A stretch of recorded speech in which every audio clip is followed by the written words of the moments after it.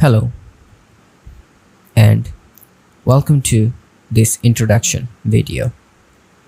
In this video, we are diving into CapCut, the powerful and easy to use video editing tool that's changing the way content creators produce stunning videos. Now, CapCut is a free video editing app available for both mobile and desktop users. It's designed to simplify video editing while offering advanced features to help you create professional quality content.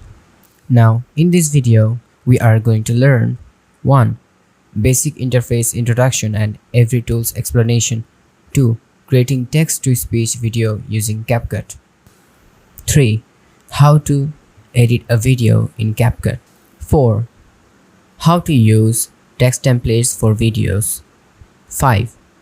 Using voice changer filters for videos. 6. How to input voiceover to video files using CapCut. 7. Making a video using different elements of CapCut. So, what can you use CapCut for? Whether you're editing a YouTube video, making Instagram Reels, or creating TikToks, CapCut has you covered. You can add text, transitions, effects, and even voiceovers to make your videos stand out. It's perfect for beginners and pros alike, whether you're doing simple edits or working on more creative projects.